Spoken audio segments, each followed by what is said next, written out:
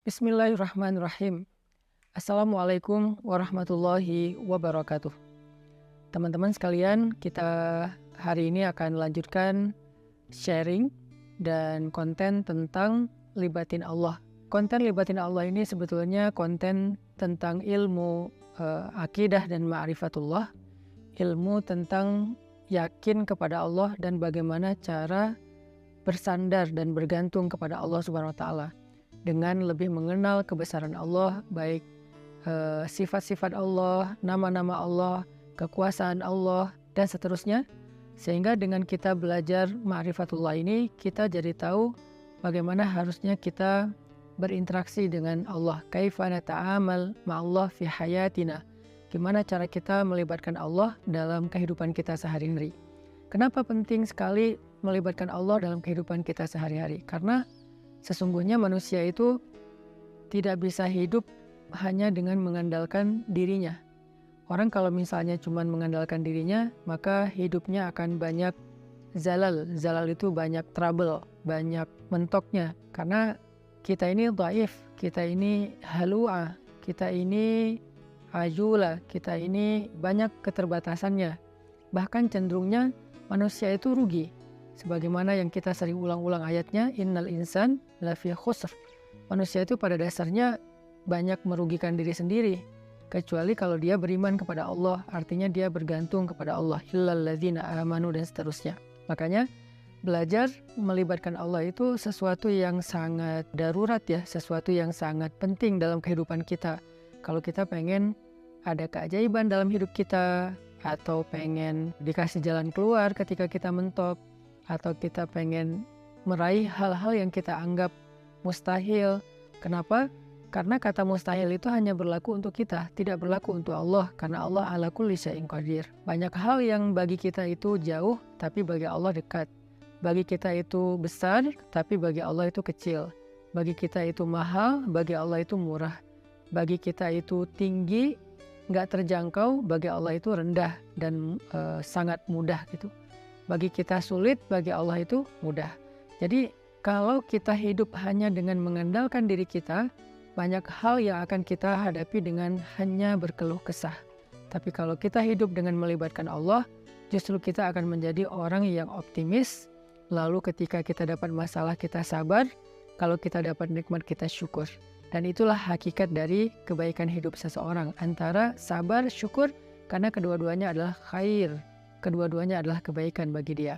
Pada episode kali ini saya akan mencoba untuk berbagi dengan teman-teman sebuah hikmah. Hikmah itu kalau dalam bahasa Arab kata para ulama artinya al-isabah fil qawli wal amal. Baik atau tepat dalam ucapan dan tepat dalam perbuatan. Jadi orang yang hakim, orang yang ahli hikmah itu ucapannya itu tepat. Jadi pas gitu, ucapannya itu mengena, ucapannya itu sesuai dengan kadarnya, tidak berlebihan, tidak juga kurang. Itulah orang yang hikmah atau hakim. Nah, di antara orang-orang yang hikmah itu nanti kita juga mengenal namanya Luqmanul Hakim. Di dalam Al-Quran ada suratnya, yaitu surat Luqman. Nah, ada banyak sekali hikmah yang disampaikan para ulama tentang bagaimana cara kita melibatkan Allah, dan hikmah ini pasti diambil dari Al-Quran dan hadis yang kemudian dibahasakan ulang dengan bahasa para ulama. Salah satu kitab yang saya suka banget yang isinya adalah kumpulan hikmah-hikmah, kumpulan kata-kata yang bijak dan penuh dengan kebaikan, itu adalah kitab Al-Hikam yang ditulis oleh seorang ulama besar dari Mesir yang bernama Ibnu Athaillah As-Sakandari.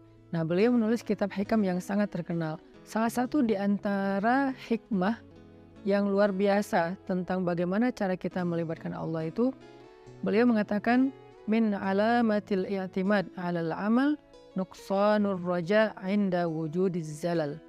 Salah satu di antara tanda-tanda orang terlalu bergantung kepada ikhtiar, bergantung kepada amalnya, bergantung kepada perbuatannya, bergantung kepada usaha dirinya adalah nuqsanur raja', berkurangnya harapan kepada Allah inda wujudiz zalal, ketika ada masalah dalam hidupnya. Maksudnya apa? Seringkali kita gini, kita tuh jadi kayak berani berharap yang baik-baik kepada Allah kalau apa yang kita harapkan itu masih logis. Jadi kita kayak tahu gitu gimana cara mengikhtiarkan hal itu. Kita tahu bagaimana cara mendapatkan hal itu, sehingga kita masih berharap kepada Allah, ya Allah mudahkanlah saya. Misalnya kayak kita pede bisa dapat kerjaan, atau misalnya kita udah ngerasa bahwa insya Allah saya layak mendapatkan pekerjaan itu, sehingga kita mendaftar di sebuah perusahaan. Kita masih berharap pada Allah supaya Allah mudahkan urusan kita. Tapi ketika ternyata kita ditolak sana sini, kita ketuk setiap pintu-pintu di bumi, ternyata nolak kita sehingga kita nggak punya kerjaan, kita tiba-tiba jadi putus asa, jadi nggak berharap lagi, jadi nggak optimis, karena ngerasa kayaknya pintu-pintu bumi udah tertutup. Karena ngerasa kayaknya ikhtiar kita itu udah mentok, kayaknya udah nggak ada lagi perusahaan yang bisa kita hubungi gitu. Sehingga ketika pintu-pintu di bumi udah tertutup, kita jadi berkurang juga harapan kita kepada Allah. Padahal orang yang baik dalam melibatkan Allah dalam hidup itu justru di saat pintu-pintu di bumi tertutup, dia masih berharap kepada Allah. Di saat itulah Allah terlibat. Jadi jangan sampai ketika pintu bumi tertutup, manusia meninggalkan kita, jalan-jalan ikhtiar itu kayaknya udah mentok, kita jadi berprasangka buruk dan tidak lagi berani berharap yang baik-baik kepada Allah. Justru ketika keadaan kita lagi sulit, keadaan kita lagi mentok, pintu-pintu di bumi tertutup, manusia meninggalkan kita, justru saat itulah saat kita bisa melibatkan Allah seutuhnya, karena tidak tercampur dengan keyakinan kita kepada makhluk. Dan saat itulah saat yang paling ajaib, saat kita mentok. Maka harusnya ketika kita mentok, ketika kita merasa kayak nggak ada harapan di antara manusia atau di bumi, kita justru semakin besar harapannya kepada Allah Subhanahu wa Ta'ala. Dan itulah cara paling ajaib melibatkan Allah dalam urusan kita. Kayak masalah jodoh misalnya. Ada orang yang dia udah siap menikah, udah punya pekerjaan tetap, punya penghasilan yang baik, kemudian secara penampilan dia juga good looking, orangnya juga baik gitu. Terus dia suka sama seorang cewek. Datanglah dia untuk melamar cewek tersebut. Dan sepertinya cewek itu juga kayaknya perhatian sama dia. Sehingga dia nggak tahu GR apa enggak, dia kayak berharap kayaknya nih udah waktunya nih saya serius dan melamar dia. Sebelum dia berangkat ke rumah calon istrinya, dia berdoa kepada Allah, ya Allah mudahkan urusan saya, ya Allah semoga saya bisa menjadi suami yang baik bagi dia, semoga lamaran saya diterima, bla bla bla. Dia berdoa kepada Allah, dia berharap pada Allah karena dia percaya bahwa ada jalan untuk mendapatkan yang dia inginkan. Lalu ketika yang terjadi justru sebaliknya, dia ditolak walaupun dengan cara baik-baik, atau bahkan mungkin dengan cara yang agak sedikit kasar. Perempuan itu menolak dia, atau calon mertuanya yang menolak, ayah dari perempuan itu yang menolak, atau mungkin ada banyak masalah lain yang terjadi sehingga nggak bisalah dia melamar perempuan itu. Apakah dia masih berharap kepada Allah? Kalau dia sudah tidak lagi berharap kepada Allah, berarti selama ini dia sebetulnya lebih bergantung kepada ikhtiarnya, kepada usahanya daripada kepada Allah. Makanya tidak terjadi keajaiban. Bukan begitu cara melibatkan Allah. Justru ketika lamarannya ditolak, saat itulah dia bisa mengandalkan Allah seutuhnya. Karena tidak bisa lagi mengandalkan good looking, gak bisa lagi mengandalkan mapan, gak bisa lagi mengandalkan ikhtiar-ikhtiar manusiawi. Saat itulah dia seutuhnya bisa mengandalkan Allah, dan itulah cara melibatkan Allah untuk mendapatkan keajaiban dalam hidup. Sehingga jangan berputus asa dan jangan nyerah. Kalau nggak bisa mengetuk pintu hati manusia, maka ketuklah pintu rahmat Allah Subhanahu wa Ta'ala. Dan Allah lah yang membolak-balikan hati. Kalaupun nggak perempuan itu, Allah akan gantikan dengan perempuan lain yang lebih baik daripada dia untuk kita. Artinya nggak boleh berhenti berharap kepada Allah. Justru berharap kepada Allah di saat kita sedang sulit, itulah cara paling ajaib mendatangkan keajaiban Allah Subhanahu wa Ta'ala. Ada nasihat dari kisah Nabi Yusuf alaihissalam di dalam surat Yusuf, ketika Nabi Yakub meminta kepada anak-anaknya mencari Nabi Yusuf dan mencari adik mereka yaitu Bunyamin. Nabi Yakub bersabda, "Ya bani yadhhabu fatahassasu min Yusuf wa akhihi يوسف وأخيه ولا تيأسوا من روح الله إنه لا ييأس من روح الله إلا القوم الكافرون. Wahai anak-anakku, kata Nabi Yakub, pergilah dan carilah kabar tentang Yusuf dan saudaranya itu Bunyamin. Dan janganlah kalian berputus asa dari rahmat Allah, dari pertolongan Allah, dari campur tangan Allah, dari keajaiban di sisi Allah.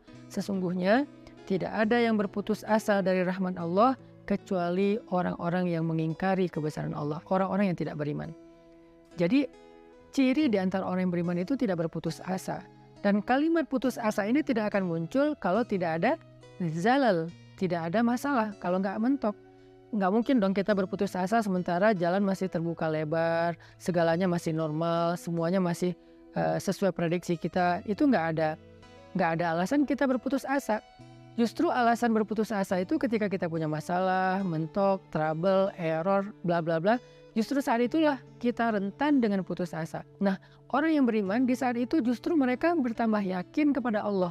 Tidak menjadi orang yang yai'as, menjadi orang yang berputus asa atau yusi'udzon billah, mereka berburuk sangka kepada Allah. Wa tadhunnuna billahi dzunun. Kalian berprasangka kepada Allah dengan prasangka yang tidak pantas. Kenapa? Karena orang beriman tidak pernah berhenti berharap kepada Allah yang baik-baik.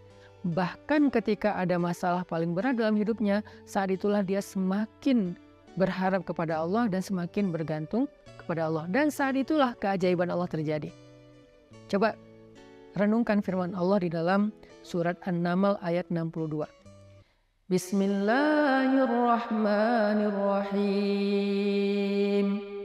Amman yujibul muttarra idza da'ah أَمَّنْ يُجِيبُ الْمُضْطَرَّ إِذَا دَعَاهُ وَيَكْشِفُ السُّوءَ وَيَجْعَلُكُمْ خُلَفَاءَ الْأَرْضِ أَإِلَٰهٌ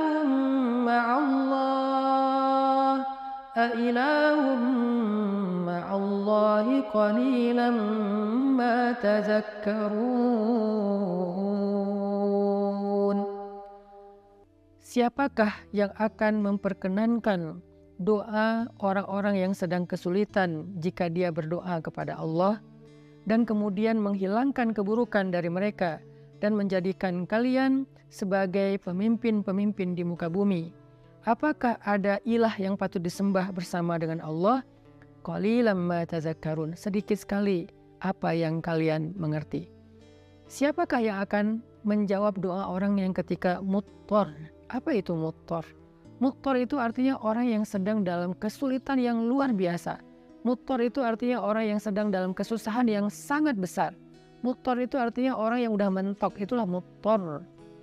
Maka amma yujibul muttar, siapa yang akan bisa menjawab panggilan orang yang sedang muttar, yang memanggil ya Allah, ya Allah, ya Nasir, ya Azim, ya Aziz, ya Rabbal Alamin, ya Rabbi.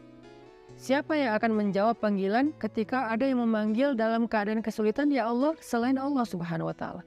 Hanya Allah yang bisa menjawab. Ketika manusia tidak bisa menjawab, orang tua nggak bisa menjawab, teman-teman nggak bisa menjawab, mereka nggak ngangkat telepon, nggak ngebalas WA, nggak ada yang mau membantu kita, nggak ada yang yujib. La ahad yujibuna, tidak ada satupun yang menjawab kita. Faman yujibul muttar, siapa yang menjawab kita ketika dalam keadaan muttar seperti itu? Allah. Maka di dalam ayat ini Allah ngasih kita nasihat, wahai hambaku, la tahzan kalau manusia tidak menjawabmu. La tahzan kalau manusia tidak memenuhi panggilanmu. La tahzan kalau manusia meninggalkanmu, mengabaikanmu. La tahzan kalau mereka berpaling dari kamu. Kenapa? Aku tidak akan pernah meninggalkanmu. Aku tidak akan pernah menyia-nyiakanmu. Wadduha wal laili idza saja ma wadda'aka rabbuka wa ma qala. Ma wadda'aka rabbuka wa ma qala. Tuhanmu tidak pernah meninggalkanmu dan tidak benci kepadamu, wahai hambaku, walaupun kamu pendosa sekalipun. Ada 3 kondisi di mana seseorang itu doanya tidak ada hijab dengan Allah. Salah satu di antara 3 kondisi itu adalah ketika orang ini terzolimi. orang yang terzalimi, walaupun dia pendosa, walaupun dia ahli maksiat, walaupun dia orang yang selama ini jauh dari Allah, tapi ketika dia dalam keadaan terzalimi, dalam keadaan susah, dalam keadaan dianiaya, dia berdoa, doanya nggak ada hijab dengan Allah loh. Walaupun dia selama ini nggak pernah sholat, walaupun selama ini dia nggak puasa, walaupun selama ini dia nggak berhijab, walaupun selama ini dia nggak pernah buka Al-Quran, walaupun selama ini dia nggak pernah mengingat Allah, tapi dalam kondisi ketika dia muttar, terzalimi, susah, maka tidak ada hijab antara dia dengan Allah ketika dia berdoa. Kenapa? Itulah istimewanya keadaan ketika orang terzalimi atau muttar. Allah nggak ngelihat dia puasa atau enggak. Allah nggak ngelihat dia sholat apa enggak. Yang Allah lihat dia memanggil Allah atau enggak. Makanya hati-hati kata Nabi dengan doa orang yang terzalimi. Walaupun orang yang terzalimi ini ahli maksiat, kalau dia terzalimi lalu dia berdoa kepada Allah, doanya nggak ada hijab. Sehingga Allah berfirman, amma yujibul muttar. Siapa yang menjawab orang-orang yang sedang susah ketika dia memanggil Allah, idza da'ah wa yakshifus su', lalu Allah menghilangkan kesusahan darinya. Bahkan Allah menjadikannya sebagai pemimpin, artinya Allah berikan kepada dia kemuliaan, kekuasaan dan segala kebaikan-kebaikan dalam hidup. Siapa? Allah. Masih ingat nggak dengan kisah seorang laki-laki solih yang melakukan perjalanan, lalu di tengah jalan dia dirampok. Karena di zaman dulu itu kan banyak perampok atau begal di tengah jalan. Ketika dia dirampok, dia bilang kepada perampok itu, wahai rajul, wahai laki-laki, ambillah apa yang kalian inginkan, biarkan aku kembali kepada keluargaku, kepada anak dan istriku, mereka menungguku. Kata perampok ini, adapun harta-harta ini sudah pasti bisa kami ambil, tetapi berikutnya yang kami inginkan adalah membunuhmu. Kamu tidak akan bisa melanjutkan perjalanan. Maka laki-laki ini pas tahu bahwa dia nggak punya harapan untuk meloloskan diri, dia udah dipegang sama mereka, tinggal dipenggal, dia bilang, kalau begitu beri saya waktu sebentar saja untuk sholat 2 rakaat, setelah itu lakukan apa yang kalian inginkan. Karena bagi para pembunuh 2 rakaat sholat itu nggak lama dan bukan sesuatu juga yang berat, ya kata mereka, ya udah sholat aja 2 rakaat, tapi aksir, sholatnya pendek-pendek aja, nggak usah panjang-panjang. Akhirnya dia pun sholat 2 rakaat. Ketika dia sholat 2 rakaat, dia bingung, habis baca Al-Fatihah dia baca ayat apa lagi. Yang terlintas di dalam pikirannya cuma ayat ini. Kebenaran dia hafiz Al-Quran, walaupun dia hafal 30 juz, dia nggak tahu mau baca surat apa setelah Al-Fatihah. Kecuali surat inilah yang terlintas di dalam benaknya, sehingga dia baca setelah Al-Fatihah dengan suara lirih berbisik, amma yujibul muttar idza da'ah wa yakshifus su', dan seterusnya. Kemudian setelah dia membaca ayat ini, dia ruku, dia sujud. Ketika dia rakaat kedua juga dia membaca ayat yang sama, karena dia nggak ingat ayat yang lain. Ketika dia sujud terakhir, dia mendengar suara ada orang mengendarai kuda datang ke arah mereka. Tiba-tiba suara teriakan orang yang sedang dipukul.